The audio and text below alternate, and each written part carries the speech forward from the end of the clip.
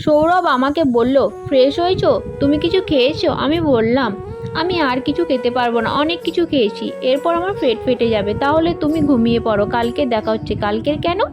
খুব সুন্দর একটা জায়গায় নিয়ে যাব, তুমি গেলেই বুঝতে পারবে। সেই জায়গাটায় গেলে তোমার মন ভালো হয়ে যাবে, এটা 100% গ্যারান্টি।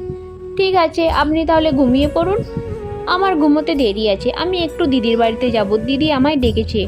ও আচ্ছা, দিদিকে তাহলে আমার প্রণাম জানাবেন। ও ঠিক আছে, রাখছি। এরপর আমি বাবার রুমে গিয়ে বললাম, বাবা, এই ছেলেটা অতিরিক্ত বাড়াবাড়ি করছে, আমায় আনব্লক করে SMS করেছে। আমি যে সৌরভের সাথে ঘুরতে গিয়েছিলাম কিভাবে যেন খবর পেয়েছে। এই সব কথা শুনে বাবা প্রচণ্ড রেগে গেল। আর বাবা বলল, তুই সব জায়গা থেকে ওকে ব্লক করে দে, সিমটা চেঞ্জ করতে হবে। পরের দিন সৌরভ আমাদের বাড়িতে আসলো। নিচে একটা ছেলে বাইকে বসে আসছে দেখলাম।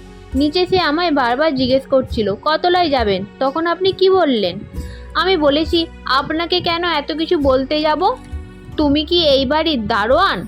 এই কথাটা শুনে ছেলেটার মুখটা কালো হয়ে গিয়েছিল। আমি জোরে জোরে হাসতে লাগলাম। বাবাকে বললাম, বাবা তুমি একটু নিচে যাও তো, দেখো হয়তো তুষার দাঁড়িয়ে আছে। ও কেন আমার বাড়ির নিচে দাঁড়িয়ে আছে?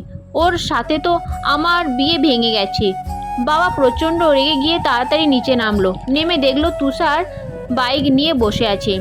বাবাকে দেখা মাত্রই বাবার পা ছুঁয়ে প্রণাম করলো। বাবা ভালো আছেন তো? আপনার শরীর কেমন আছে? এরপরে কি হয়েছিল জানার জন্য আমার চ্যানেলটিকে সাবস্ক্রাইব করে লাইক করে দাও। আর হ্যাঁ, কমেন্ট করে যেও, আর সাবস্ক্রাইব তো করে যেও। নেক্সট পার্ট আমি তাড়াতাড়িই দেবো। টাটা।